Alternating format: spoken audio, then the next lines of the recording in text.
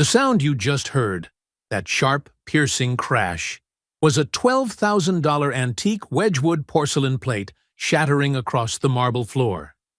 And yes, that was the fifth one this week. 10-year-old Chloe Kingsley, the only daughter of billionaire Lauren Kingsley, had long carried a reputation that made even adults hesitate. She had reduced military-trained tutors to tears on their very first day, and Ivy League-educated psychologists would rather run than spend one more minute with Chloe. Chloe was like a hurricane dressed in Chanel, a riddle that no amount of Lauren's money could solve. The media had given the girl a title that sent chills down people's spines: the uncontrollable heiress. Lauren Kingsley, meanwhile, was standing on the edge of collapse.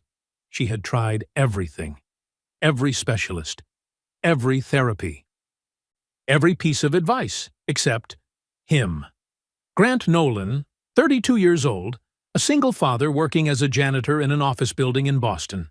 He was 3 months behind on rent, raising a 6-year-old son, and, to be completely honest, he couldn't tell the difference between a high society gala in Beacon Hill and a picnic in Boston Common.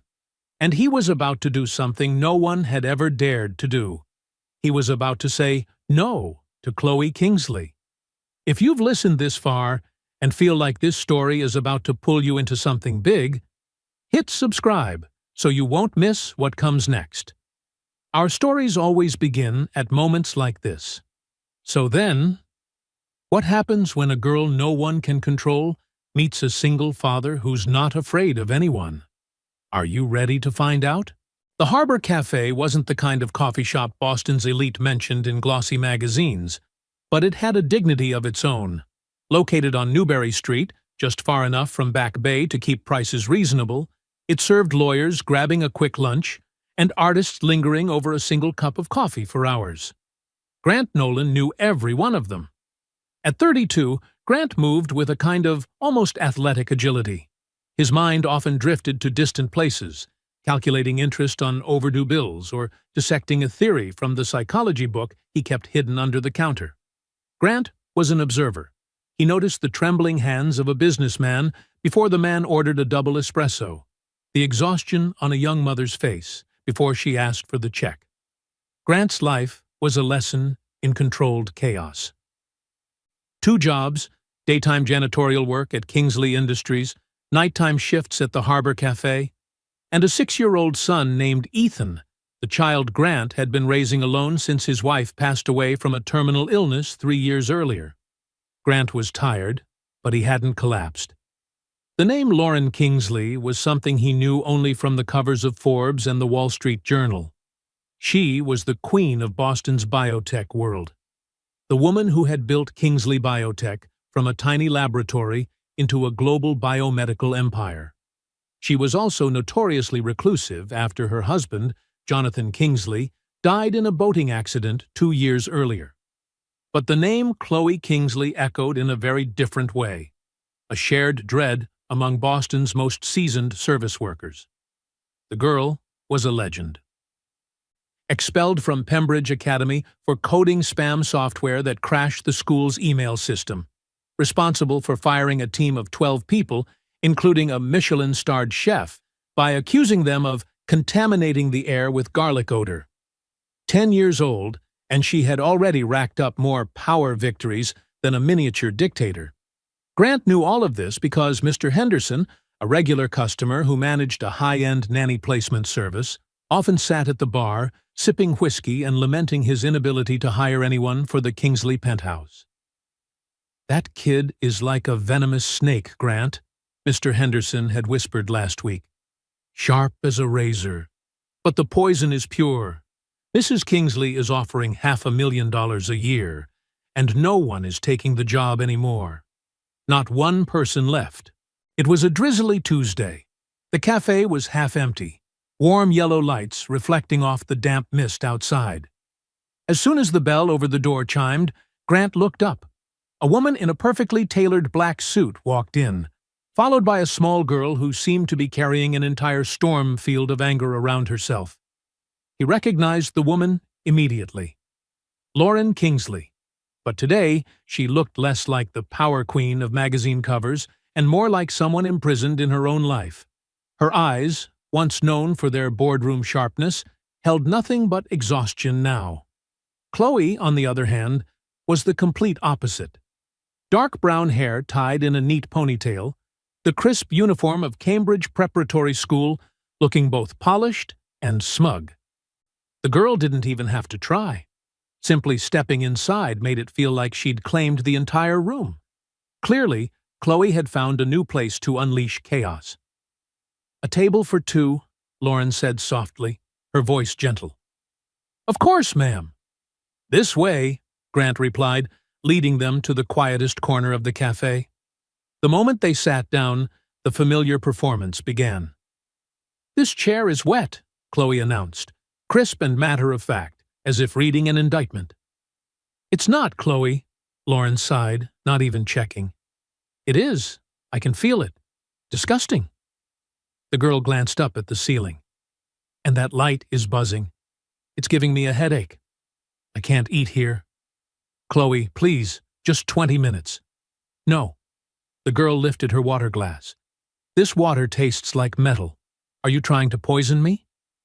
Grant stood there, observing, not annoyed, not frightened, just the quiet attention of a man who had read far too much about human behavior. This wasn't a tantrum. This was a structured script, an attempt to control her environment. She wasn't angry. She was manipulating. "I can bring you bottled water, miss," Grant said calmly. Chloe narrowed her eyes. Apparently she wasn't used to people who didn't panic. "I don't want bottled water. I want the kind we have at the penthouse, the one from Norwegian Springs. This is just tap water." "That's right," Grant nodded, unbothered. "The best tap water in Boston, double filtered." Lauren looked up at him, a flicker of surprise. Grant held her gaze for a second, then turned back to Chloe. "I'm Grant. I'll be serving you both today. Would you like me to bring you the best tap water again?" Chloe stared at him. The air tightened like a drawn bowstring. This was the moment when nannies fled, or managers apologized profusely. But Grant simply stood there, notepad in hand, as steady as an anchor in a storm. "I," Chloe said, her voice dropping low, "want a grilled cheese sandwich, but it has to be on multigrain bread, not white. And I want Gruyere, but not aged Gruyere. Cut off the crust. Don't cut it into triangles. Cut it into squares. And if there's even a little brown on it, I'm sending it back." "All right," Grant said, noting every detail. "Multigrain bread. Young Gruyere. No crust. Square cut. No browning. I've got it. And for you, ma'am." Lauren Kingsley looked at Grant as if he were some rare creature, or a small miracle she couldn't quite trust yet. "Just a black coffee." "Right away." Grant walked off, and he could feel, unmistakably, Chloe's eyes burning into his back, as though she had just discovered a new opponent. 10 minutes later, Grant returned. He set the coffee down in front of Lauren, and a plate in front of Chloe. It was perfect. Multigrain bread, lightly toasted, with 4 pale gold square sandwiches arranged neatly. Chloe inspected it. She lifted one piece, smelled it, flipped it over, set it down. Then, with one sudden violent sweep of her arm, she sent the plate, the sandwich, and the full glass of water crashing off the table. The cafe went silent. "It's brown!" Chloe hissed, her face pale. Lauren Kingsley collapsed into her chair, utterly defeated. She pressed her face into her hands. "I'm sorry," she whispered to the floor. "I'm truly sorry." Grant didn't look at Lauren. He didn't look at the broken plate. He looked straight at Chloe. He could feel the entire cafe watching him. He saw manager Tom Holbrook bursting out from the kitchen, face flushed red. This was it. This was the moment he would get fired because of the tantrum of a spoiled child. "Mrs. Kingsley, Tom began, but Grant raised his hand. A small gesture, yet somehow it stopped him. Grant knelt down, grabbing a stack of napkins from a nearby station. He didn't start cleaning the large mess. He picked up a single soggy crust from the floor. He looked at it, then at Chloe. Lauren had already pulled out her wallet, a thick black Amex sliding into view. "I'll pay for everything. The plate, the food. I'll cover everyone's meals. I'm so sorry." "It was brown," Chloe repeated, but her voice was smaller now. The explosion was over, and what lingered was only the quiet aftermath. Grant ignored the credit card. He ignored the manager. He lifted the soggy crust. "You're right," Grant said, his voice soft, but carrying through the silent room. "This side is a little darker than the other. My mistake. I should have checked more carefully." Chloe's head snapped up. Her jaw literally dropped. Of all possible reactions, yelling, crying, soothing, threatening, the simple and factual agreement was something she had never encountered. "But I have a question," Grant continued, still kneeling, lowering himself to her eye level. "That throw, was that a level 10 or just around a 7.5? The plate traveled pretty far, but the water splash was a bit messy, not very controlled." Lauren lifted her head from her hands. Tom, the manager, looked as though his brain had short-circuited. Chloe couldn't form words. She just stared. "I'm just saying," Grant added, starting to gather the broken porcelain pieces. "If you're going to make a scene, it should be spectacular. That one was fine. A bit cliché, table flip trend stuff. You seem smart. I bet you can come up with something more original." A tiny smile, almost invisible, flickered across Chloe's lips before she crushed it down. "Shut up," she muttered. "I'm serious," Grant said, standing up. "All that energy? And for what? A wet floor? Very anticlimactic. Now, are you still hungry, or was that performance art?" I'm not hungry." "All right, then you'll have to sit while your mother finishes her coffee, which, by the way, is getting cold." Grant calmly cleaned the mess. He brought Lauren a fresh coffee and a new glass of water for Chloe. He did not apologize. He did not placate. He was simply himself. For the first time, Chloe Kingsley was silent. She didn't complain about the lighting. She didn't tap her foot. She just sat there, watching Grant wipe down the floor, her expression a mixture of deep and total confusion. Lauren drank her coffee. She paid, including a generous but not excessive tip to cover the broken plate, and stood. "Thank you," she said to Grant, her voice hoarse. "That's my job," he replied. As they walked toward the door, Chloe glanced back over her shoulder. Her eyes met Grant's. Grant gave a small, non-committal shrug.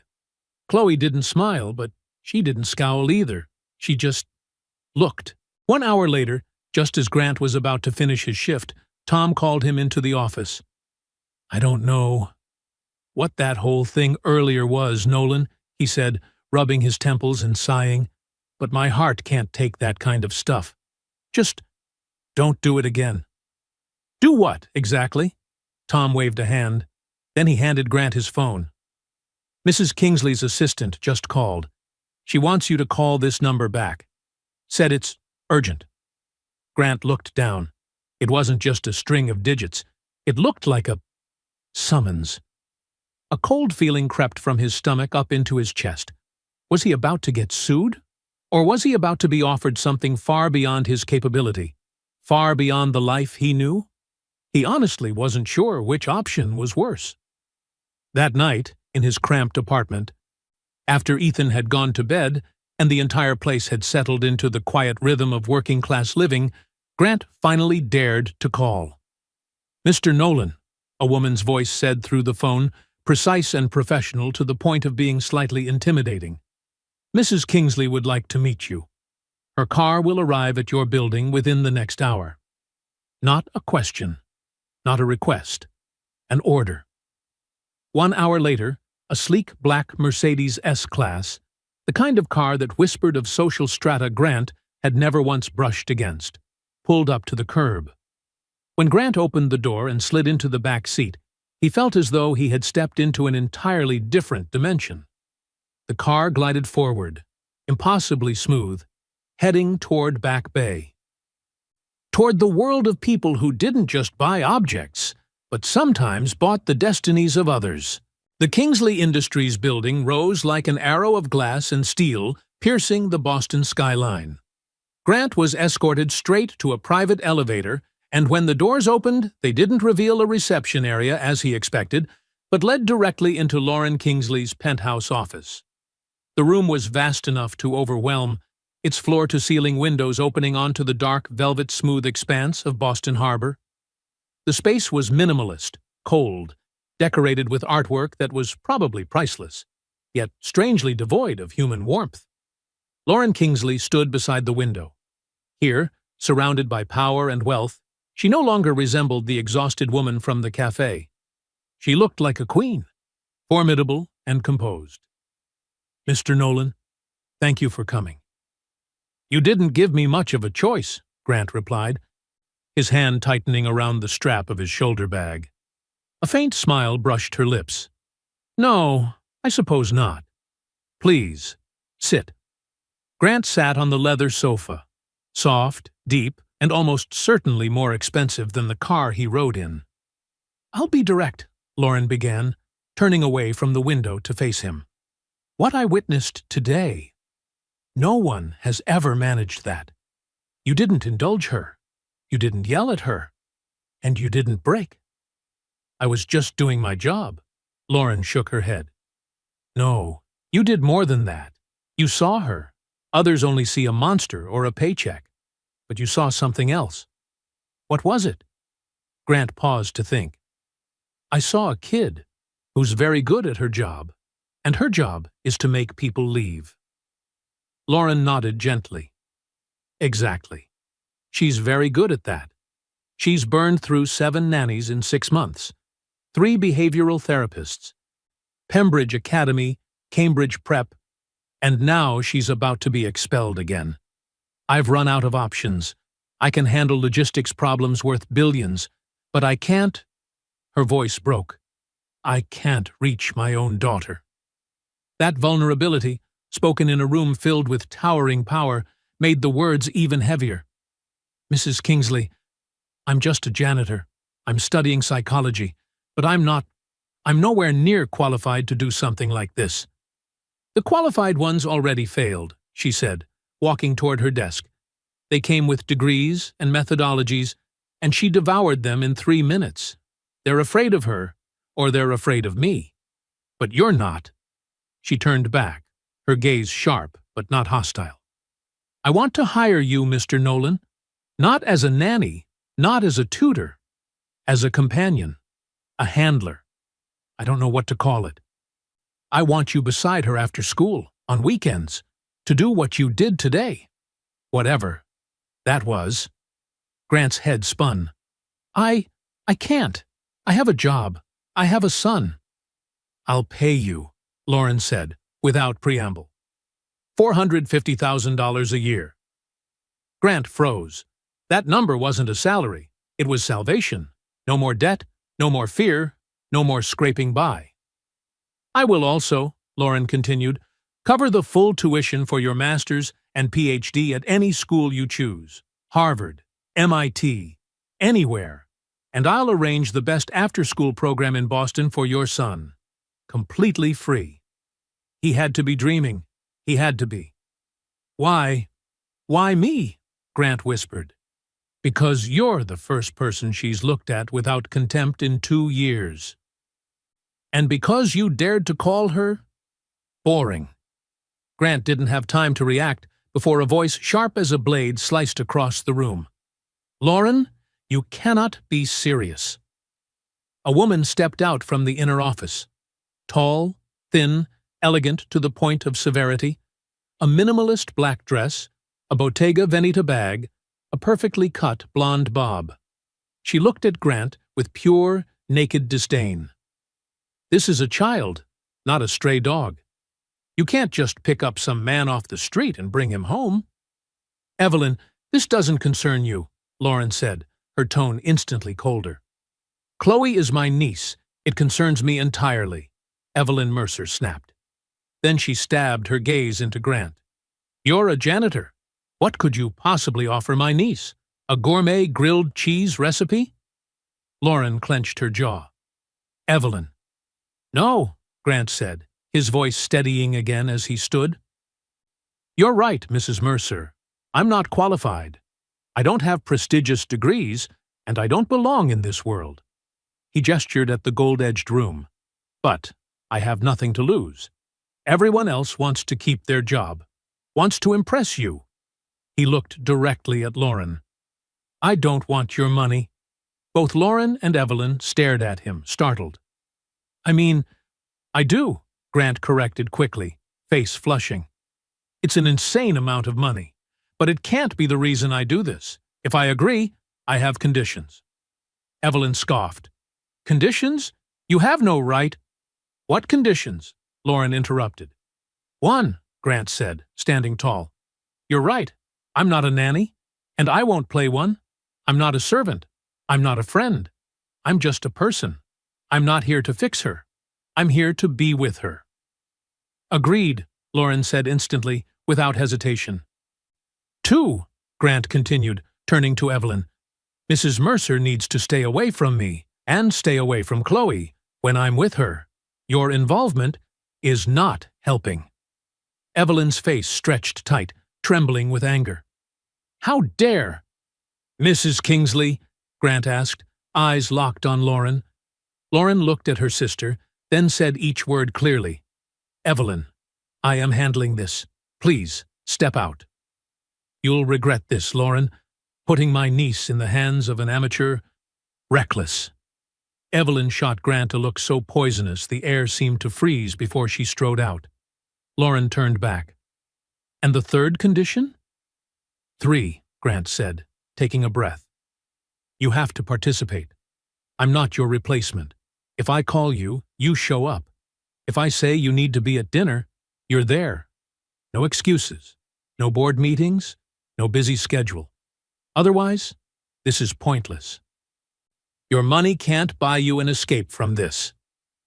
Lauren Kingsley, the woman who could make the entire Boston tech industry tremble, looked at a 32-year-old janitor giving her demands. And for the second time that day, she did something no one expected. She smiled. A real smile, tired but genuine. When can you start? The Kingsley penthouse didn't resemble a home. It resembled a declaration. The top 3 floors of a historic Beacon Hill building rebuilt into a maze of glass and marble. Sparse, angular furniture. Artwork so extravagant it seemed to smother any trace of human warmth. The silence wasn't peaceful. It was the kind that presses against your eardrums. Staff members, all in dark uniforms, moved like ghosts. Silent steps, lowered eyes, never making direct contact. At the center of this fortress was Chloe. Grant's first official day on the job fell on the following Monday. He arrived at 3:30 p.m., right as the private driver brought Chloe home from Cambridge Prep. Chloe stepped into the vast entry hall, spotted Grant, and her already cold expression tightened further. You? She said, not bothering to hide her displeasure. Me, Grant replied.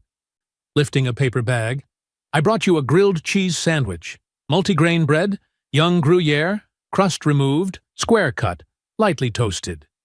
Chloe glared at the bag as if it contained poison. I'm not hungry. All right, then. Grant sat down on the modern bench, one of those expensive-looking pieces that somehow managed to be horrible to sit on. He opened the bag and pulled out a piece of the sandwich. I am. And he sat there eating a grilled cheese sandwich right in the center of the grand foyer, completely at ease. Chloe crossed her arms, eyes locked on him. You're not allowed to eat here. Where am I allowed to eat? In the kitchen, with the staff. My job is companion, not staff, Grant said, taking another bite. By the way, this bench is terrible, but it's here. Want a piece? No. I have homework. Chloe turned sharply and walked up the floating glass staircase like she was starring in a fashion commercial. Okay, I'll be right here, Grant called after her.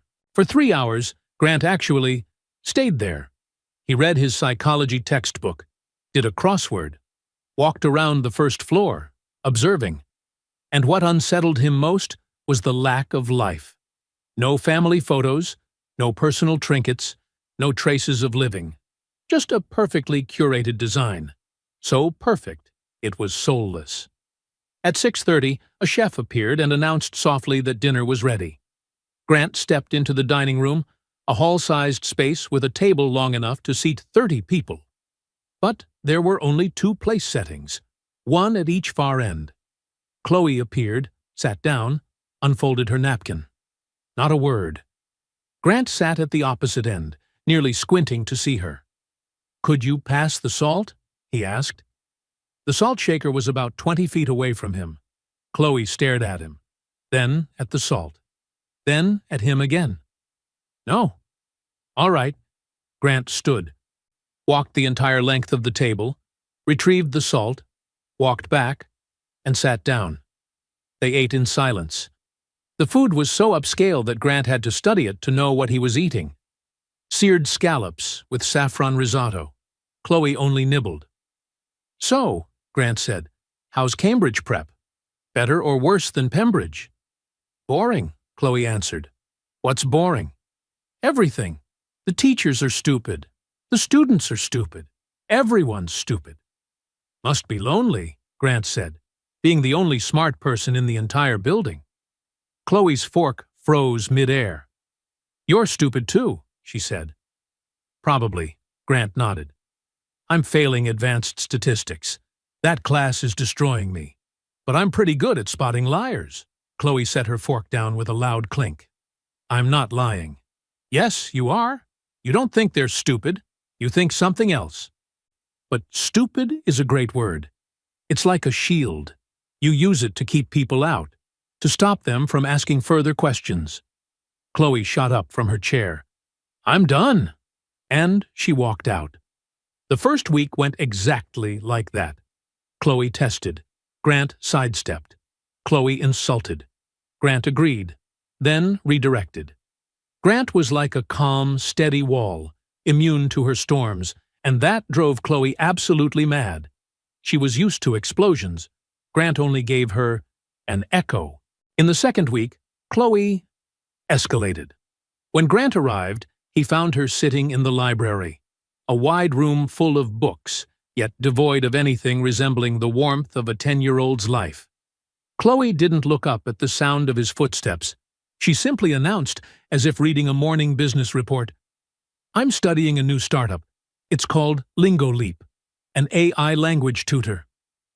"Sounds interesting," Grant replied, his tone as mild as ever. "My mother is considering investing. She wants my opinion. I'm supposed to practice French with it. Would you like to hear a sample?" "I don't speak French," Grant said. "Exactly." Chloe smiled, a small, cruel smile, sharp as a knife's edge. She tapped her tablet. Instantly, a stream of flawless, fluid French filled the room, dripping with smug superiority.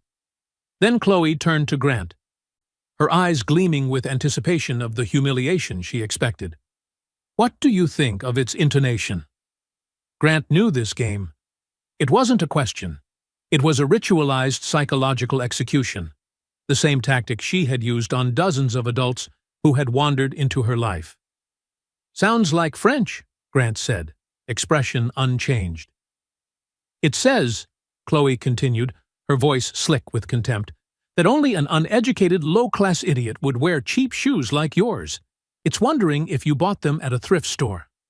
Grant looked down at his sneakers, the edges worn. "They are from a thrift store. Good eye. But your AI is wrong." Chloe lifted her head, brow tightening. "Wrong? Yeah. My shoes aren't cheap. They were 75 cents. That's extremely cheap. Not expensive. There's a difference." Grant looked up, calm as ever. "Now, did it insult anything else?" Chloe's smile vanished. This time, the trap didn't close. The arrow shot, and missed completely. It finished," Chloe said, the certainty in her voice slipping away. Grant nodded, offering no triumphant jab, no smug remark. "All right, then. The uneducated guy here is going back to his book. If you want to teach me some more French curse words, just call." He turned and walked away, leaving Chloe frozen in the library, her small shoulders stiff, simmering, confused, and for the first time, utterly unsure how to strike back.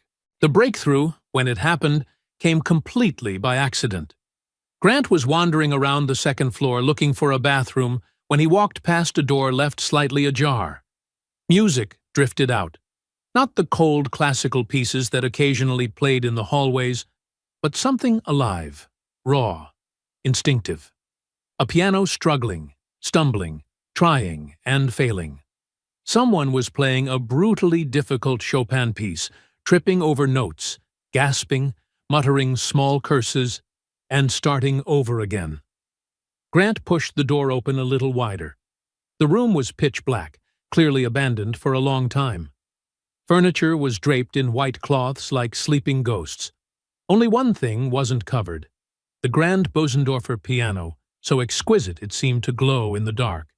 And sitting in front of it was Chloe, but not the Chloe of rehearsed rage. Not the Chloe who weaponized manipulation until adults cried. This Chloe was playing with her whole body, with fury, with a loneliness she would never admit. Her small fingers attacked the keys as if trying to rip the notes out of the metal, beautiful, wild, and desperate. She hit a difficult chord. She slammed her fist down onto the keys, and in that moment, in the glossy reflection of the piano lid, she saw Grant. "Get out!" Chloe screamed, her voice slicing through the room as she slammed the lid shut. "That was—" Grant choked. He couldn't breathe. "Chloe, that was incredible. I didn't know. I said get out." Her voice cracked with something that wasn't pure anger. "You're not allowed here. No one is allowed in here. Chloe, it's okay. I just— Get out! Get out!" She grabbed the metronome from the piano and hurled it at him. Grant ducked on instinct. The device exploded into pieces against the doorframe behind him. "All right," Grant said softly, no resistance in his voice. He stepped back. "I'm leaving. I'm sorry." He closed the door gently, his heart pounding as if he'd sprinted a mile. And in that moment, Grant knew one thing with absolute certainty. He had not intruded on a tantrum. He had accidentally seen the real heart Chloe kept hidden from the world. Not the manipulator, not the uncontrollable heiress, but a child, brilliant, wounded, and utterly alone inside her glass fortress. Grant went downstairs to find Lauren. She had just arrived back at the penthouse. "Mrs. Kingsley, I need to speak with you." Lauren immediately tensed. "What happened? Did she break something?" "No, not like that." Grant swallowed, searching for words. "Chloe was playing the piano in a room on the second floor. When she saw me, she panicked as if I'd just uncovered a national secret." Lauren's face went pale. A tremor rippled through her shoulders. She had to place a hand against the wall to steady herself. "The music room," she whispered, the words barely audible. Grant nodded gently. "She's very good, Lauren. She's not just messing around. She's practicing seriously. And she's incredible, but also in a lot of pain." Lauren closed her eyes for a second, then opened them again, filled with a haunted look. "That room belonged to my husband, Jonathan. He was a concert pianist. That was his space. I locked it after he died. I didn't even think Chloe had a key." "She doesn't just have a key," Grant said, sensing the pieces falling into place. "She's been practicing in there, alone, and that room seems like the one place where all the feelings she won't show anyone else finally explode." Lauren stared at Grant, her eyes hollow, as if she'd just heard a verdict. "I thought I was protecting her," she whispered, "by locking that door, by moving forward. But all this time, she's been going back in there, in secret, alone, with her grief." The discovery of the music room changed everything. Lauren, though still shaken, had given Grant full permission to approach Chloe and talk about it. But Chloe immediately shut down. She closed her bedroom door, locked it, and declared herself sick. The walls went back up, thicker, higher, colder. 3 days later, Grant was sitting on the floor just outside Chloe's bedroom door. "Chloe, it's Grant. I left a bowl of soup outside your door." He heard a faint breath slip through the gap beneath it. Grant sat down, leaning against the wall, his voice quiet but steady enough to cut through the heavy silence between them. "You know," he said, "I used to be like you." The door cracked open slightly. Chloe peeked out, her eyes red from crying. "You used to be like me?" "Yeah," Grant nodded. When Sarah died, I was angry. Really angry. I snapped. I broke things. I hurt people because I wanted them to feel what I felt." The door opened wider. Chloe stood there, small, exposed, stripped of all her usual armor. "And what happened then?" she asked. "My neighbor," Grant said, offering a faint smile. "Martha Abbott, an old Italian lady who always smelled like flour and oregano. She didn't try to fix me. She just sat with me. She taught me how to play chess. And every time I blew up, she'd look at me calmly and say, 'That was a very dramatic move, but not a smart one. Find a smarter move.'" Grant looked at Chloe. "Everyone told me to move on. But Martha never said that. She just stayed. And little by little, I started finding calmer, smarter moves." Chloe slid down to the floor beside him, pulling her knees close to her chest. "I miss my dad," she whispered. "Every single day." "I know. Everyone keeps telling me to move on. They tell me to stop talking about him. But if I stop talking about him, then what? Then he disappears for real." Grant nodded. "I understand. With Ethan, my son, we still talk about his mom every day. We look at pictures, we tell stories, because she's still part of us." Chloe stared down at the floor. "My mom," her voice trembled. "She locked my dad's room. She never talks about him. It's like he never existed." "Not because she wants to forget," Grant said gently, "but because it hurts too much. Adults don't always know how to face things. They think if they don't talk about the pain, it'll go away. But really, it just makes the wound deeper." And that was when Chloe started to cry. Not the angry kind she used as a weapon, but the raw, breaking sobs of a child who had carried too much grief for far too long. "I was mad at my dad," she choked out. The day of the accident." Grant stayed quiet, giving her space. "That day, we were at the Marblehead Marina. He wanted to take me sailing. But I wanted to stay home and play games. And I told him I hated him." Tears streamed down her face. "He laughed," Chloe sobbed. "He said, 'All right, little princess, I'll prove you wrong. You'll see how fun sailing is.' Then he left by himself. And there was a storm. And he never came back." Grant pulled her into his arms, and Chloe didn't fight it. She clung to him like he was the last solid thing keeping her from sinking. "He never came back," she wept. "And the last thing I ever said to him was, 'I hate you.'" "He knew you didn't mean it," Grant said, his throat tight. "Fathers, they know." "No," Chloe shook her head desperately. "Aunt Evelyn told me at the funeral. She said, 'Your mother's heart is shattered. She'll never forgive you for this.'" Grant felt the blood in his body turn to ice. "Evelyn." "And my mom?" Chloe continued. "She doesn't talk about my dad. She locked his room. She doesn't say his name. She does that because she hates me. Because she blames me. And she's right. There. That was the poison. Not just grief, but guilt, planted inside a child's heart by Evelyn. And Lauren's long silence had only let it rot. "Chloe," Grant said, pulling back just enough to look her in the eyes. "Your Aunt Evelyn lied to you. But my mom? Your mom is not a bad person," Grant said, his voice firm in a way it rarely was. "She's just completely broken in her own way. She doesn't talk about your dad because she blames you. She doesn't talk about him because the pain is too much. But we're going to make her face it." "No," Chloe whispered, shaking her head. "I can't." "Yes, you can. I'm not letting Evelyn win, and I'm definitely not letting her ruin your life for one more day." Grant pulled out his phone, dialed Lauren. "You need to come home, right now." "Grant, I'm in a meeting." "I don't care if you're negotiating Middle East peace talks. Chloe needs you. Come home, now." Grant hung up. He didn't wait for an answer.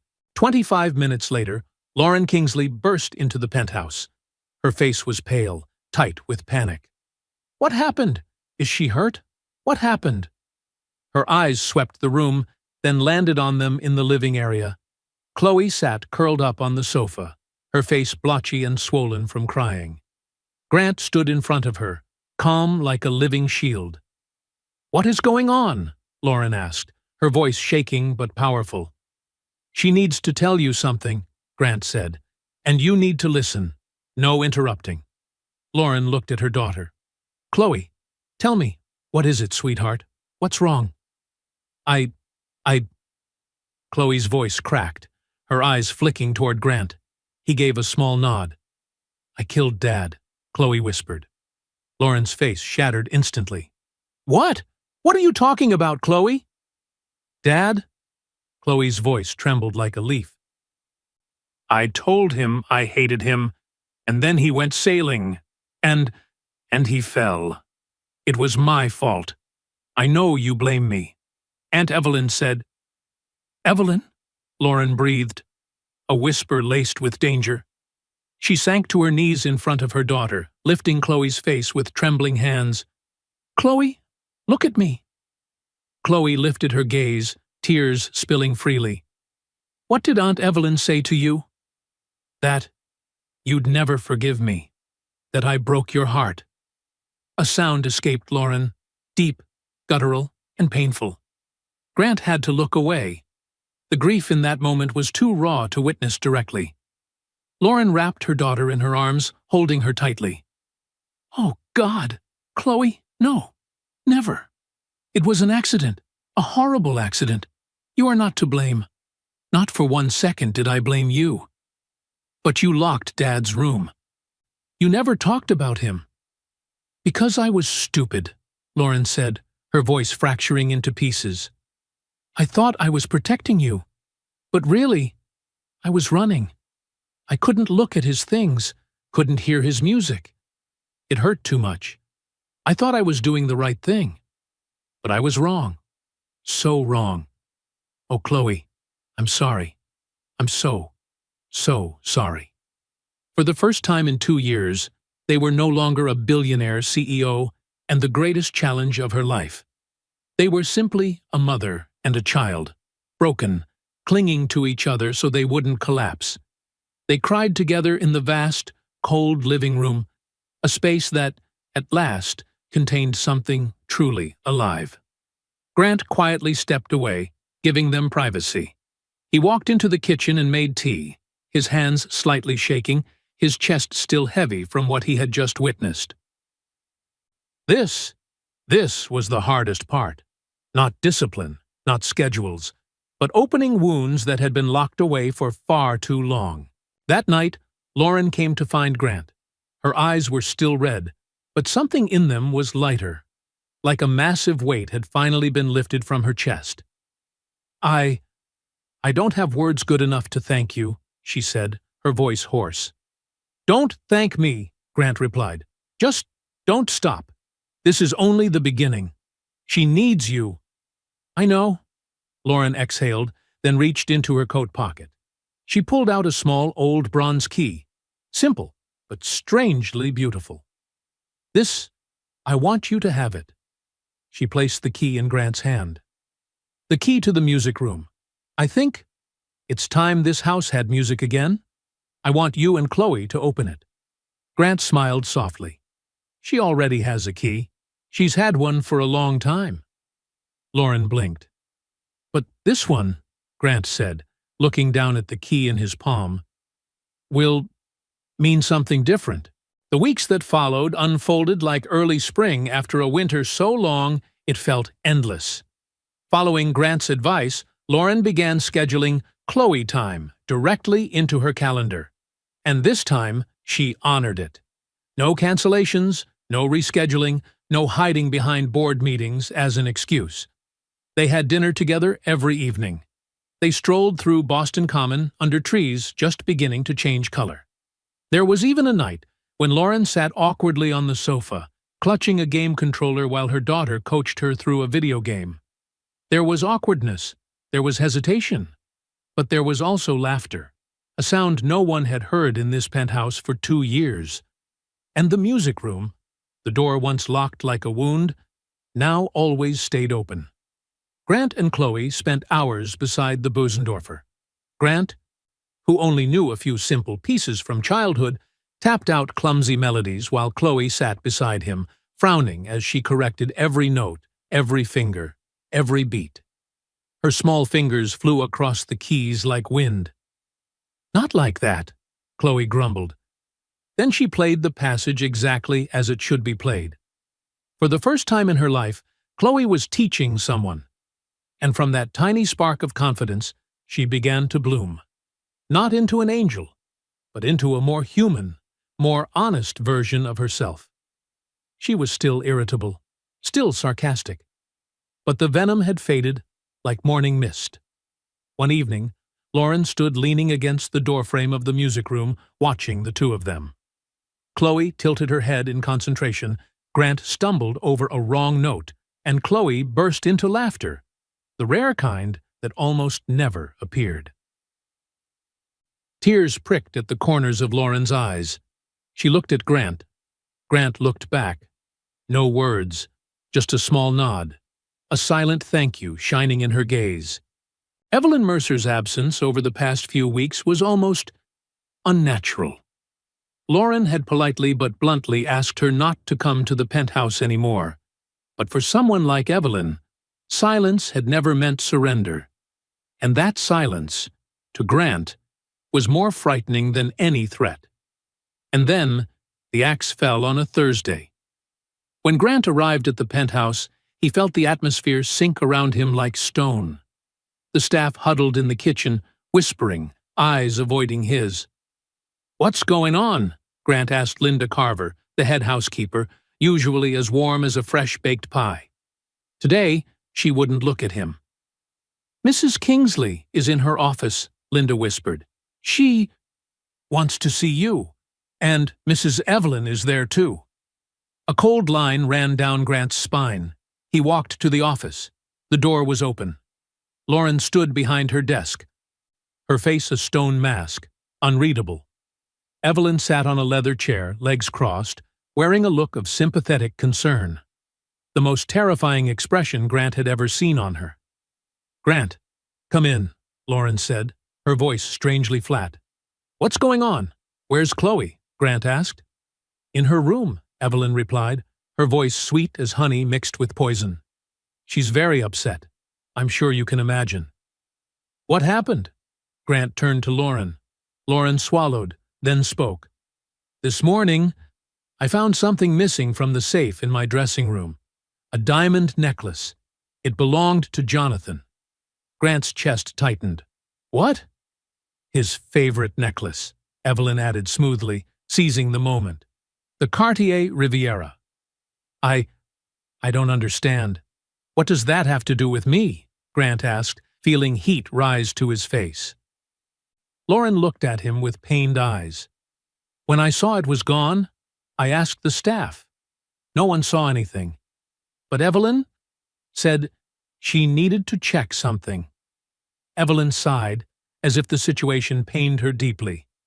"I know you have freedom to move around the house, Grant. You're not staff. You come and go. I just had a bad feeling. So I checked your coat in the closet, the one you left here yesterday." She placed something on the desk, a small pawn shop receipt, white and flimsy, from a shop in the South End. The date? Yesterday. "We called the shop," Lauren said, her voice like ashes. "They have the necklace." Grant's breath caught. "No, no, that's impossible. I've never even seen that necklace. I didn't take anything. Lauren, please, you have to believe me." "Grant," Lauren said. And the disappointment in her voice, it hit like a punch to the chest.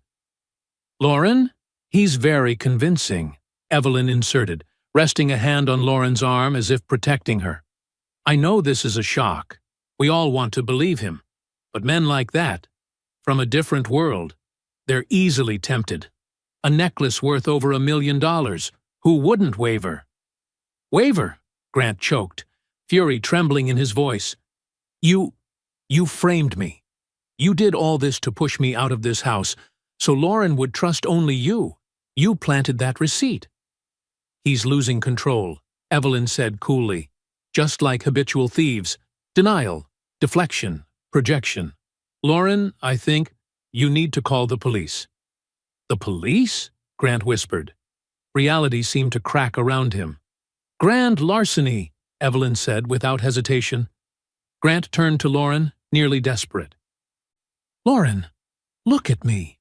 You know me. You know I didn't do this. Chloe and we've been making progress. You think I'd destroy everything just to steal some necklace?" Lauren exhaled, her voice heavy as stone. "Grant, I don't know how that receipt got into your coat, but I didn't put it there." "You have security cameras," Grant said quickly. "Check them." "I already did," Lauren said, sounding like she was strangling herself with every word. "The camera in the dressing room went offline. Network error. Nothing recorded these past 2 days." Grant shut his eyes. Of course, Evelyn was too experienced. "Lauren," Evelyn said softly, but sharp as a blade, "this is painful, but for Chloe's safety, we must do what's right.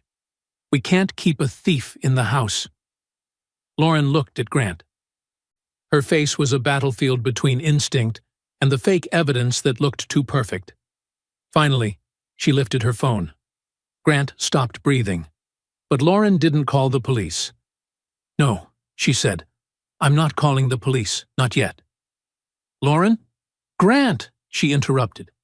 "I think we no longer need your services. Please, leave. Return the key to me. I will handle the matter of the necklace." Not an arrest, but a cut far deeper. She was firing him, and worse, she believed he might have done it. Grant's eyes burned, not because he'd lost the job, but because of the betrayal, because Evelyn had won, and Lauren had believed her. "Fine," Grant whispered. He took the key from his pocket and set it on the desk. "I didn't do this, and please tell Chloe I'm sorry." Without another word, he turned and walked out of the room. Past the silent staff staring with fear and pity. He stepped into the elevator. The metal doors slid shut. Grant leaned against the wall, and a broken, guttural sob tore from his chest. Grant spent the entire next day in a dense fog. He sat in his small apartment with no TV on, no music, just the heavy silence pressing on his chest.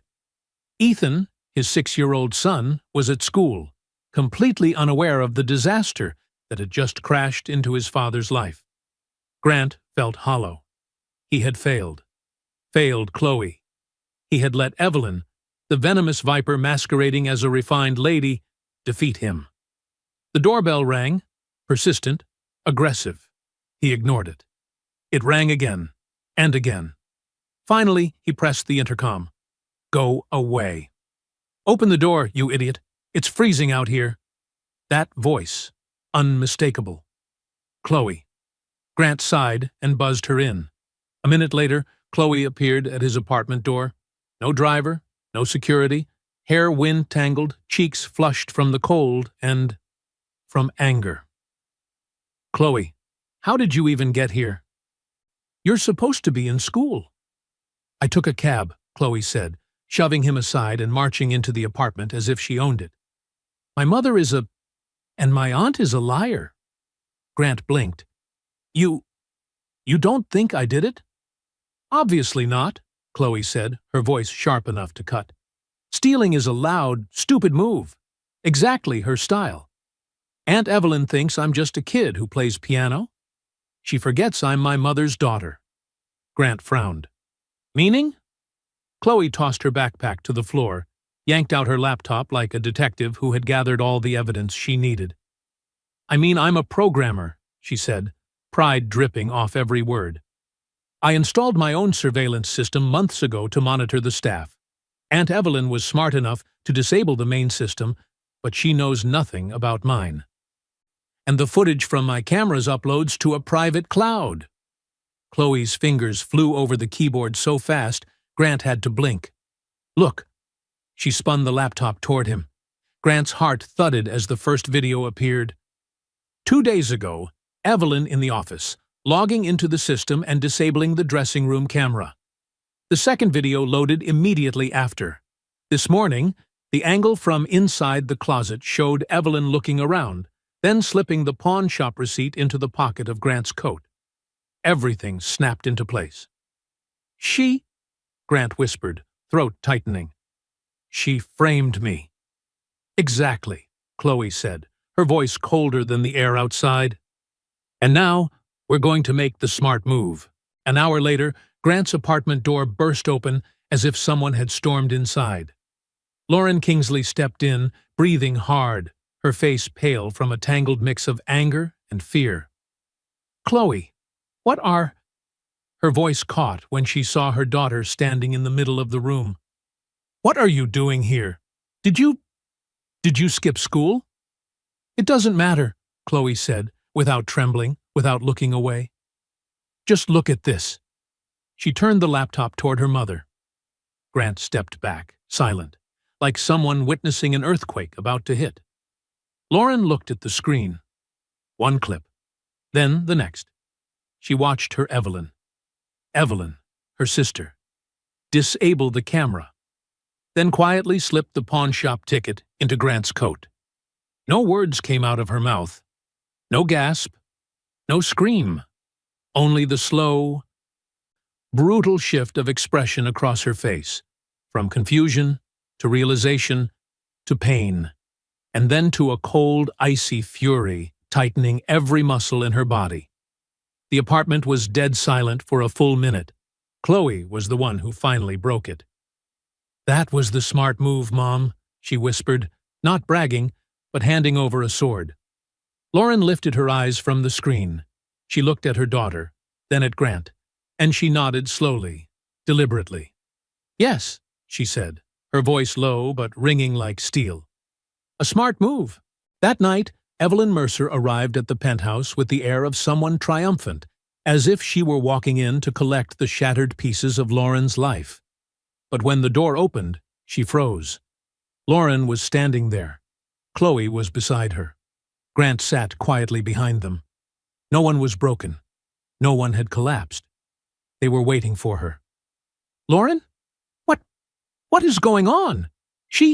Evelyn pointed at Grant, stammering. "That man, why is he still here? You need to call the police. He's a criminal." Lauren took one step forward. Her voice was chillingly calm. "You're right. I should call the police." She lifted a remote control. "But before that, I think they'll want to see this." She pressed play.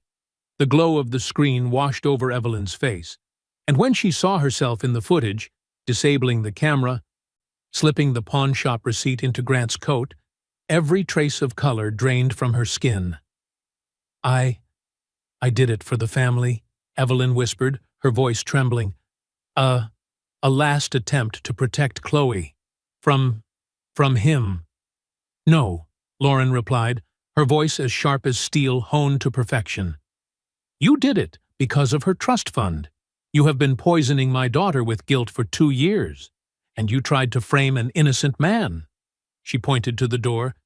"Get out of my house." "Lauren, please, I'm your sister." "You are my sister," Lauren said, her voice growing colder with every word. And if you try to contact me or my daughter ever again, I will hand that entire video over to the district attorney's office. I will bury you completely." Evelyn said nothing more. She simply turned and nearly fled the room. The penthouse door closed behind her, leaving behind a silence so deep the entire space seemed to breathe. Lauren turned back. Her eyes met Grant's, and shame rose so sharply her voice came out ragged. "Grant, an apology isn't enough. What I did, accusing you, driving you out, was unforgivable." Grant shook his head gently, looking at Chloe first, then at Lauren. "Don't worry about me. Just don't stop now. This is only the beginning. She needs you." Lauren looked at her daughter, this child who had endured, who had fought, and who tonight had saved both of them. "I know," she whispered. She took a deep breath, as if preparing for a life-changing decision. "I'm going to start a foundation in my husband's name," she said. "The Jonathan Kingsley Project. It will fund music and arts programs for at-risk kids, kids like Chloe, kids who act out, because they're hurting." Then she looked directly at Grant. "I need someone who understands that. Someone who knows the difference between a loud move and a smart move. If you want it, the job is yours." Grant looked at Lauren. Then he looked at Chloe, who was trying, and failing, to hide a smile. A warm, powerful, unexpected feeling rose in his chest.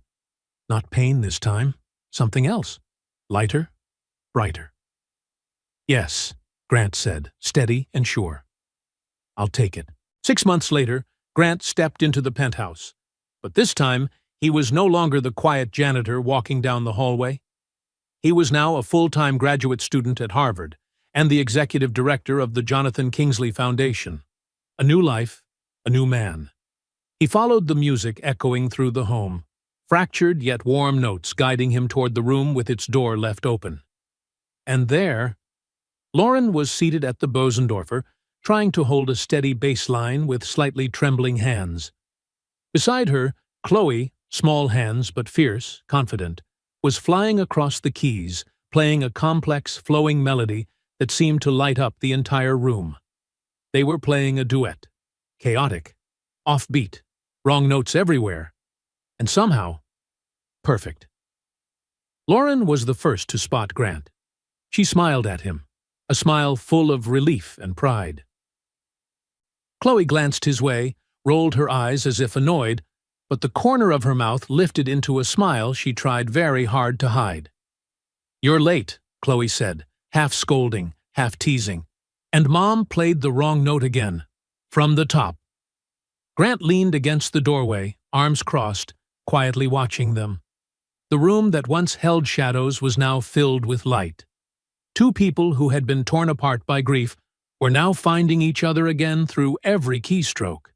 And in that moment, he knew the impossible had happened. They had healed. They had become a family. They say money can't solve problems, but that isn't entirely true. Money can't fix Chloe's grief, and it can't buy Lauren a bond with her daughter. But it was Grant Nolan, a single father working as a janitor, who showed them that the most valuable currency isn't money at all. It's empathy. It's the courage to see the person behind the problem and to ask the right questions. Evelyn was driven by greed. Grant was driven by understanding. He didn't just handle the billionaire's daughter. He healed a broken family, including himself. What do you think?